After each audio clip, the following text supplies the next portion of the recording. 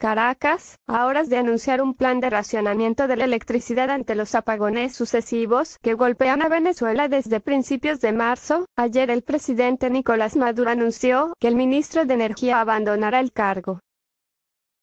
El hasta ahora titular de la cartera, Luis Mota, será sustituido por Igor Gavidia, un ingeniero eléctrico de 65 años, expresidente de la Estatal Electrificación del Carónica, Edelca, a quien el bolivariano describió como un trabajador de la industria eléctrica, con 25 años de experiencia.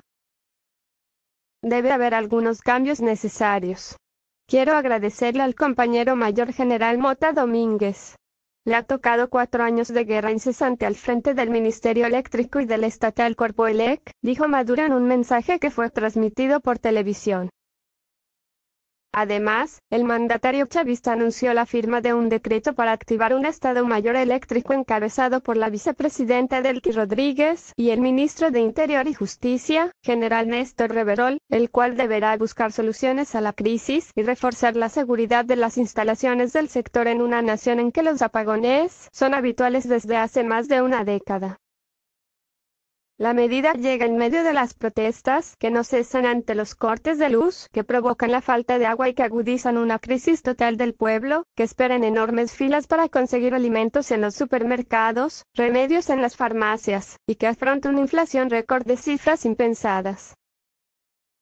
Sin embargo, el gobierno no se hace cargo. Su postura, pese a los cambios y las denuncias de falta de mantenimiento, sigue siendo la misma. Maduro denuncia que la actual cadena de apagones se debe a ataques terroristas dirigidos por Estados Unidos con apoyo de la oposición venezolana para sacarlo del Palacio de Miraflores. Del otro lado, expertos eléctricos señalan que la infraestructura de electricidad sufre años de desinversión, falta de mantenimiento e incluso de repuestos y técnicos. Ver imagen en Twitter. Cientos de venezolanos protestaron ayer en varios distritos de Caracas y el resto del país contra las persistentes fallas del suministro de electricidad y de agua. Estamos muriéndonos de sed. No tenemos luz tampoco, menos gas, dijo Andrés Bello Torres, de 70 años, quien llenaba 2 envases plásticos con el agua de un contaminado río en Valencia. Dijo que la hervían para poder consumirla y que la utilizaban solo para cocinar porque no usaban los baños. Las necesidades las estamos haciendo en papel periódico y botándolos por allí, relató conmovido. ¿Por qué tenemos que vivir esto?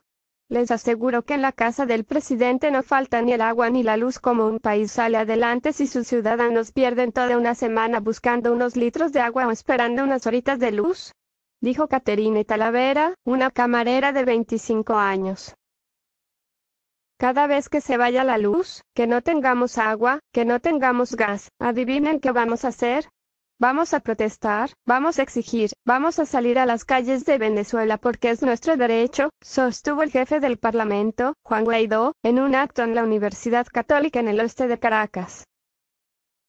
Guaidó, quien invocó la Constitución para proclamarse presidente interino en enero y es reconocido por docenas de países como el mandatario legítimo de la nación, agregó que Venezuela no está polarizada, es la inmensa mayoría del país la que protesta.